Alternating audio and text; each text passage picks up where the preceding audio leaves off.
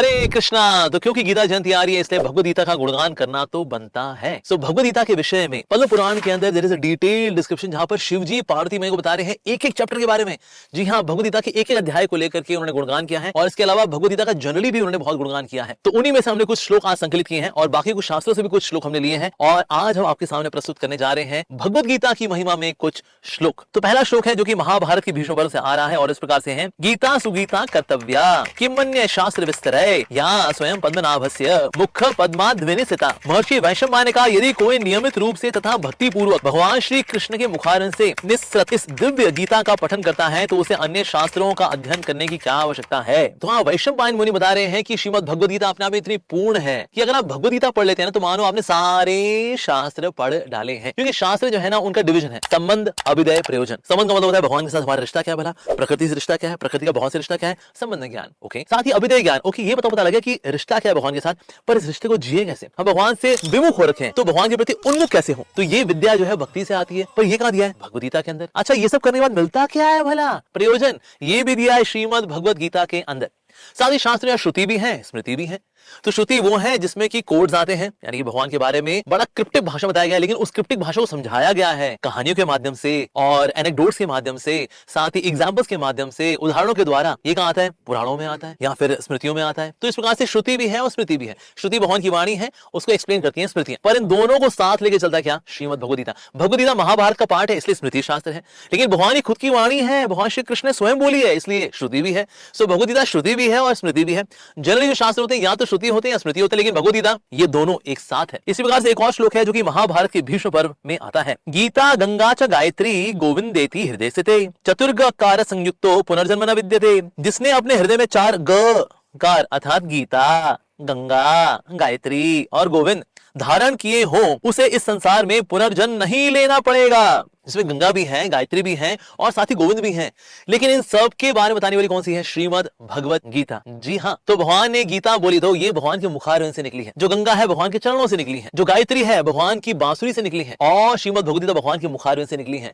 तो गोविंद से कनेक्ट करते हैं हालांकि सब के सब, लेकिन विशेष रूप से भगवद गीता ये तो जनमानस के पास खुद पहुंचती है। गंगा के पास आपको जाना पड़ेगा स्नान करने के लिए, कृपा लेने के लिए, गायत्री को आपको धारण करना पड़ेगा गुरु से, लेकिन भगवद गीता तो आज हम देख रहे हैं हमारे इस्कॉन के डिवोटी सड़कों में जा रहे हैं या फिर गलियों में जा रहे हैं, घरों में जा रहे हैं, नॉक नॉक करते हैं, कंपटीशन कराते हैं स्कूलों में, लोगों से मिल करके आज पूरी दुनिया भर में करीब 55 करोड़ भगवद गीता बांटी जा चुकी है इस्कॉन के द्वारा। सो भगवद गीता सिर्फ भारत में नहीं पूरे विश्व भर में भगवान की कीर्ति को फैला रही है। तो गंगा में स्नान करने के लिए आपको भारत आना पड़ेगा, लेकिन भगवद गीता इतनी मर्सीफुल है कि ये विदेश पहुंच जाती है, जहां आप हैं वहां पहुंच जाती है कृपा को बांटने के लिए। इसी प्रकार से वराह पुराण के अंदर भी एक और श्लोक आता है। क्वचित् स्पर्शन कुर्वन्ति नलिनी दल अंबुवत्। जिस प्रकार कमल पत्र जल से स्पर्शित नहीं होता उसी प्रकार जो व्यक्ति नियमित रूप से गीता का अध्ययन करता है वह पाप से स्पर्शित नहीं होता।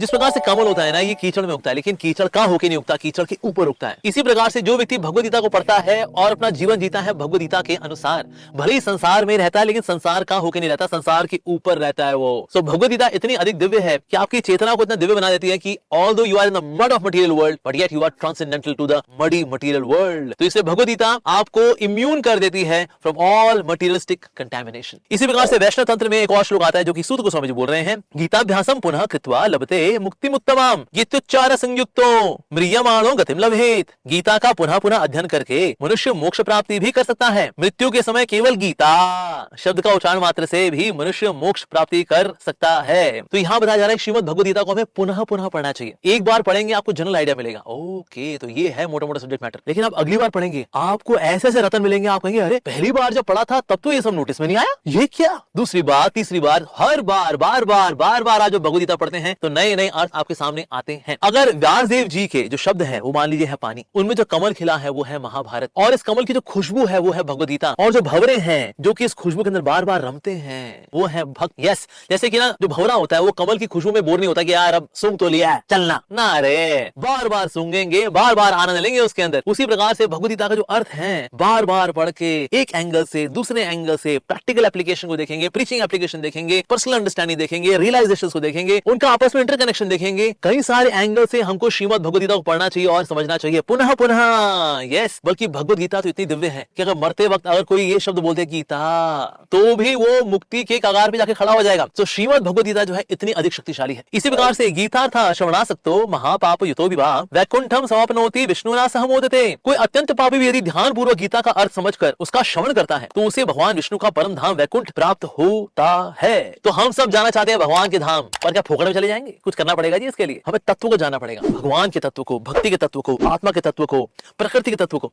इन सारे तत्वों को इतने सुंदर तरीके से समझाती है भगवद गीता कि सारी कंफ्यूजन गॉन। जब कंफ्यूजन चली जाती है ना, श्रद्धा खिलती है। जब श्रद्धा खिलती है और खिलती है और खिलती है तो खिलते खिलते वो प्रेम के रूप में प्रकट होती है। तो जब किसी व्यक्ति को भगवान का प्रेम प्राप्त हो जाएगा तो हो जाएगा वैकुंठ धाम। वैकुंठा, वह मतलब बिना, कुंठा मतलब एंजाइटी, दुख, बिना दुख का वो जीवन है, आनंदमय जीवन है भगवान के सानिध्य में, भगवान की सेवा में। अगला श्लोक आ रहा है पद्म पुराण से, जहां भगवान श्री कृष्ण स्वयं बता रहे हैं। श्री भगवान उवाच गीता में हृदयम पार्थ गीता में सारमुत्तमम गीता में ज्ञानम अत्युग्रम गीता में ज्ञानम अव्ययम।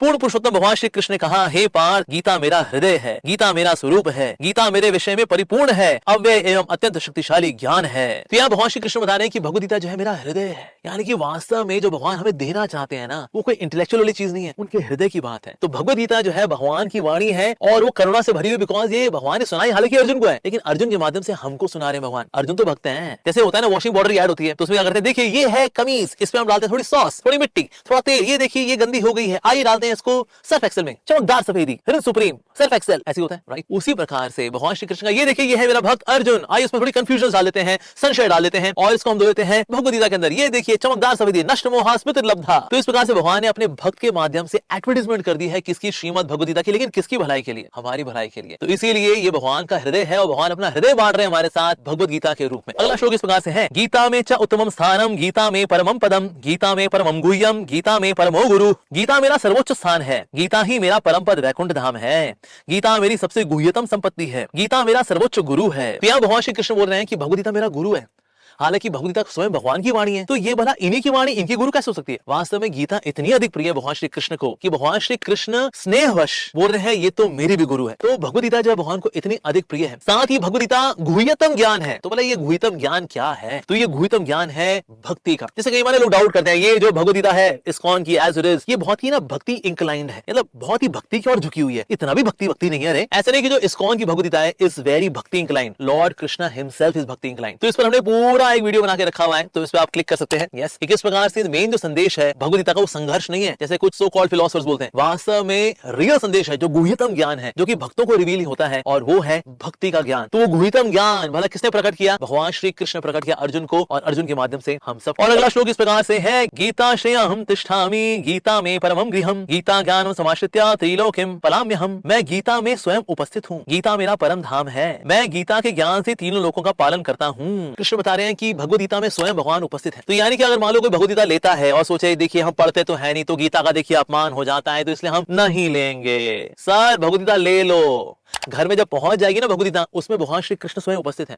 एक ना एक दिन ऐसी स्थिति आएगी कि भगवान आपको बाध्य कर देंगे कि आप ये किताब खोलेंगे, पढ़ेंगे। यस, तो इसलिए ये मानते हुए कि कृष्ण इस भगवद गीता में उपस्थित है। ये जो शब्द है ना भगवद गीता के, इनमें कृष्ण उपस्थित हैं। ये भगवान की कृपा शक्ति है जो कि यहाँ पर शब्दों के रूप में प्रकट हो रखी है।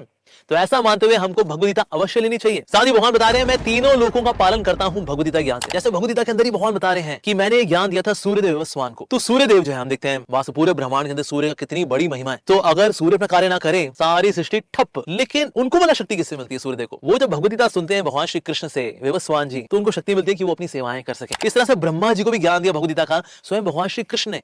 तो जब भगवान से उनको ज्ञान प्राप्त होता है, क्योंकि उसको और कोई यूनिवर्सिटी तो है नहीं, क्योंकि Brahma ji is the first living being, पर सारा दिव्य ज्ञान भला कौन देगा उनको? स्वयं भगवान देते हैं। और उस ज्ञान के अंदर भगवद गीता का ज्ञान भी निहित होता है। तो उससे फिर ब्रह्मा जी सारी सृष्टि का पालन करते हैं। वास्तव में अपनी विभूतियों के माध्यम से भगवान कृष्ण गीता का ज्ञान देख करके एम्पावर करते हैं इनको, ताकि ये आगे जा करके सृष्टि को चला सके। तो इसीलिए पूरे जगत का पालन करते हैं भगवान भगवद गीता के ज्ञान से, दिव्य ज्ञान से। कुछ लोग ये मानते देखिए भगवद गीता तो देखिए बुढ़ापे पढ़ेंगे ना, अभी तो हम बिजी हैं, जवानी है अभी तो, ये जवानी है दीवानी, अभी थोड़ी पढ़ेंगे बाबा। वेल, भगवान श्री कृष्ण भगवद गीता बोलने वाले eternally young and handsome, kalam. Yes, now yauvanam cha. Lord Krishna is eternally youthful. Arjun is also youthful. बोलने वाला जवान, सुनने वाला जवान. लेकिन हम प्लान बनाते हैं भगवद गीता को हम पढ़ेंगे ओल्ड एज में. अरे नहीं रे, ओल्ड एज वाले भी पढ़े, लेकिन जो जवान हैं उनको भी पढ़नी चाहिए श्रीमद भगवद गीता. भगवद गीता आज पूरे विश्व भर में बहुत ही विख्यात बुक है. इवन IIM अहमदाबाद के अंदर एक कोर्स चलता है on the leadership and morality from the Shrimad Bhagavad Gita. एक प्रोफेसर है जिनका नाम है सुनील महेश्वरी जी. सो सुनील महेश्वरी जी ने जो कोर्स डिजाइन किया है बेस्ड ऑन श्रीमद भगवद गीता, जब ये पढ़ाते हैं उन स्टूडेंट्स को जो कि IIM अहमदाबाद में है, तो वहां के बच्चे जब निकलेंगे so they would have the values, the leadership qualities, the morality which is based on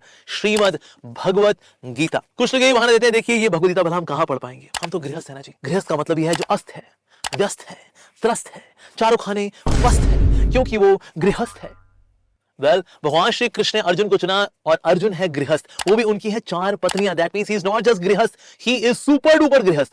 भगवान एक सुपर डुपर गृहस्थ को क्यों चुना भगवद गीता सुनाने के लिए? ताकि भविष्य में कोई ये बहाना ना दे सके कि देखिए जी हम तो गृहस्थ है ना, जिम्मेदारियां हैं, भला car loan, home loan, education loan, इन सब जिम्मेदारियों को चुकाते चुकाते हम खप जाते हैं, थक जाते हैं. भला कैसे पढ़ेंगे जी? जो घेरवे कपड़े वाले होते हैं ना, जिनको कथाएं करनी होती हैं, प्रवचन देने होते हैं, वो लोग पढ़ें, हम थोड़ी पढ़ेंगे ना बाबा.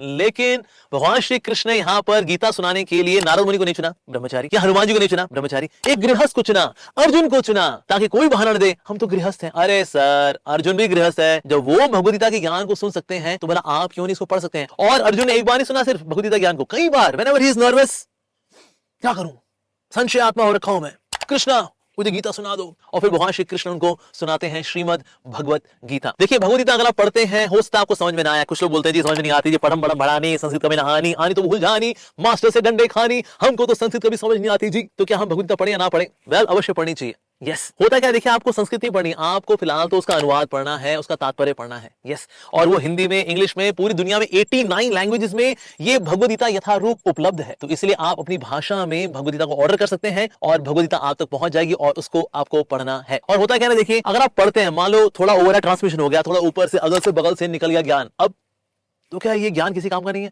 ये तो निकल गया अगल बगल से, यहाँ तो है नहीं, तो भी पढ़ना चाहिए. क्योंकि भगवद गीता का जो ज्ञान है, इसके स्पर्श में जो भी आएगा वो तरेगा ही तरेगा फॉर श्योर. जैसे एक बार नहीं पिताजी ने बोला अपने बच्चे को, बेटा तू गीता पढ़ा कर. बोले पापा मेरे को समझ में नहीं आता पापा. पिताजी ने कहा फिर बेटा प्रयास क्या कर बेटा. पापा मेरे को समझ में नहीं आता पापा. पिताजी ने कहा चलो ठीक है, ओके एक काम करिए बेटा, ये ना बेटा एक टोकरी पड़ी हुई, इसमें ना कोयला पड़ा हुआ है, कोयले को पलट दे और ना इस टोकरी में ना वो गंगा से जल लेकर के आ जा. अब ये टोकरी थी, ये बांस की सिल्लियों से बनी हुई थी, जो क्रिस क्रॉस होकर बनी होती है, वैसे वाली टोकरी थी. तो उसने कोयला सारा पलट दिया और गया गंगा नदी में, वहां से पानी भर के लेकर के आया. अब जो सिल्लियां होती है जो क्रिस क्रॉस हो रखी है, लेकिन बीच में छेद भी है ना, तो पानी रिस गया. तो जब तक पानी लेकर के पहुंचा, पापा पानी तो सारा बह गया पापा. पिताजी ने कहा ओहो हो, एक और बार जाकर के लिया बेटा. फिर से गया, फिर से लेकर के आया, पापा पानी फिर से बह गया पापा. पिताजी ने कहा ओके बेटा आखिरी बार लिया बेटा. फिर से गया गंगा नदी पे और फिर से पानी भर करके लेकर के आया, लेकिन फिर से सारा पानी रिस गया. पापा आप क्यों चाहते हो इस टोकरी में पानी लेकर के आऊं, सारा पानी तो बह जाता है पापा. पिताजी ने कहा लेकिन एक बात देख, टोकरी तो साफ हो गई, पहले कोयला था इसके अंदर तो काली काली हो रखी थी, लेकिन बार बार पानी लाने ले जाने से हालांकि पानी रिस गया, लेकिन फिर भी टोकरी साफ हो गई. उसी प्रकार से हम जब भगवद गीता पढ़ते हैं, हो सकता है इस टोकरी से ज्ञान निकल जाए, क्योंकि ना हम इतने बुद्धिमान नहीं है, इतने इंटेलेक्चुअल नहीं है, और ना पढ़ने लिखने की आदत भी नहीं रही बाबा, और ये फिलॉसफी बड़ी थोड़ी गहरी सी है ना, तो हो सकता है टोकरी में से ये रस निकल जाए, लेकिन टोकरी तो साफ हो जाएगी जी. यस, और फिर धीरे धीरे करके पानी ठहरेगा भी. जी हाँ, भगवद गीता का जो अमृत है ये ठहरेगा. तो इसे हतोत्साहित नहीं होना चाहिए. जिस तरह से हमने चलना सीखा था, हम लड़खड़ाए थे, हमने सहारा लिया था और फिर हमने चलना सीखा, उसी प्रकार से भगवद गीता भी आप पढ़ेंगे, हो सकता है शुरू शुरू में थोड़ी लड़खड़ाएं, थोड़ा इसको ना समझ पाए, सो व्हाट, बार बार पढ़ेंगे. डाउट्स अगर होते हैं, आप इस्कॉन की किसी डिवोटी के पास जाइए, उनसे पूछिए, किसी संत से, महात्मा से, कि प्रभु जी, ओ महाराज जी, ओ माता जी, कैन यू प्लीज एक्सप्लेन, ये इसमें क्या दिया हुआ है, ये थोड़ा समझ में नहीं आया. इस तरह से then you can have a discussion. In fact संतों से मिलने का ये प्रयोजन होना चाहिए कि जहां उनके पास पहुंचे, we should have some spiritual inquiry. ऐसे नहीं बस दुनियादारी की बातें हुई, हा हा हा ही हुआ और उसके बाद हरे कृष्ण. नहीं, we should have some spiritual inquiry. पर ये तब होगा जब हम कभी किताब खोलेंगे. जी हाँ, सो भगवद गीता हमें पढ़नी चाहिए और आपको जो डाउट्स हो इसको दूर करेंगे हम by having mutual discussions. But yes, we must read Shrimad Bhagavad Gita. It's a manual of life. लोग गाड़ी चलाते हैं, गैजेट्स चलाते हैं मैनुअल के हिसाब से, लेकिन जिंदगी नहीं चलाते हैं मैनुअल के हिसाब से. तो ये श्रीमद् भगवद गीता मैनुअल है, जिंदगी जीने का मैनुअल है. It's a very secular book, यानी कि ये सिर्फ हिंदुओं के लिए नहीं है कि भगवान कृष्ण बोले हे अर्जुन क्योंकि तुम एक हिंदू हो इसलिए मैं तुमको भगवद गीता सुना रहा हूं. इट इज फॉर एवरीवन, चाहे को मुस्लिम हो, क्रिश्चियन हो, ज्यू हो, सिख हो, जैन हो, एनीवन एंड एवरीवन, इवन नास्तिक भी पढ़ सकता है इसको. So it is such a marvellous masterpiece. So please do get a copy for yourself now. So आप buygeeta.in पर जाइए and get a copy for yourself, and in case you want to distribute to others, so have multiple copies and then you will have a very special copy for yourself where I your servant Amog Leeladas would also sign it with the blessings of Shri Radha Parthasarthi. So please do get a copy for yourself of Srimad Bhagavad Gita now. Hare Krishna.